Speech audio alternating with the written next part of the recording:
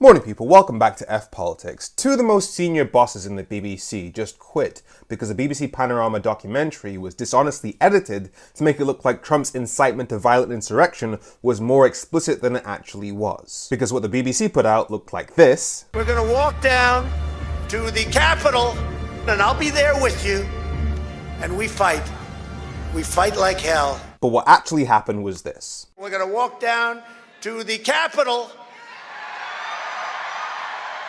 and we're going to cheer on our brave senators and congressmen and women. Leading many to accuse the BBC of being dishonestly left-wing and therefore biased. But two things can be true at the same time.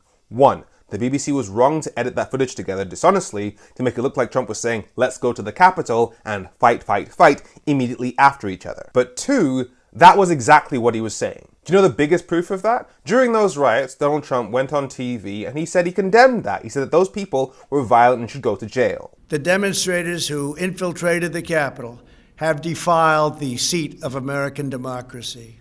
To those who engaged in the acts of violence and destruction, you do not represent our country.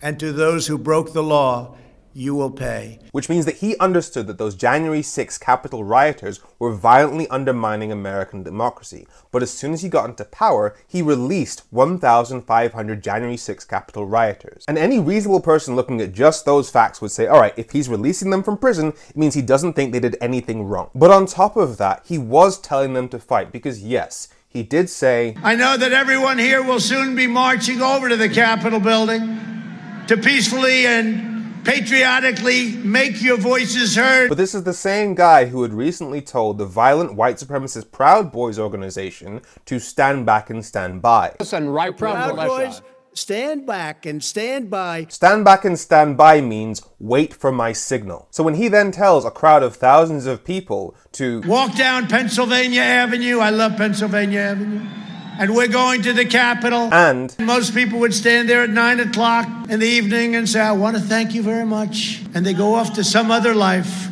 But I said, something's wrong here. Something's really wrong. Can't have happened.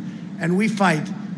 We fight like hell. And if you don't fight like hell, you're not going to have a country anymore. How is that not the signal? Because he spent that entire speech saying, all of us here today do not want to see our election victory stolen by emboldened radical left Democrats, which is what they're doing, and stolen by the fake news media. That's what they've done and what they're doing. We will never give up. We will never concede. It doesn't happen. You don't concede when there's theft involved. We will stop the steal.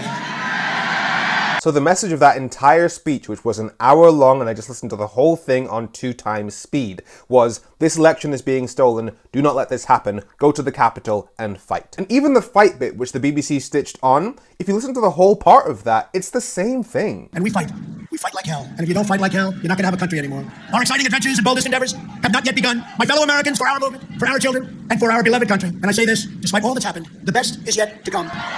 So we're going to walk down Pennsylvania Avenue. I love Pennsylvania Avenue. And we're going to the Capitol. We're going to try and give them the kind of pride and boldness that they need to take back our country. He's telling people to go to the Capitol and fight. And that's exactly what then happened. 5 people died. And then after those people were sent to jail, Donald Trump released them. How is that not co-signed? How is that not Donald Trump overtly signing off on a violent insurrection? So like I said, the two things can be true. The BBC was wrong to stitch those bits together to make it look like he was saying them all in one go, but that was still the gist of everything he said that day. And the idea that the BBC has some left-wing bias when they refused for 2 weeks to apologize for using the N-word in a news broadcast is frankly beyond insanity. This is the same BBC that chooses to platform explicit racists over and over again, whether it's Nigel Farage appearing 38 times on BBC Question Time, despite Nigel Farage making people who plead guilty to inciting racial hatred guests of honor at his party conferences, or bringing on Konstantin Kisin immediately after he said that brown people can't be English. I wouldn't say that the colour of his skin makes him any He's a brown Hindu. How is he English? Because he's born and bred here. The idea that the BBC has a left-wing bias is frankly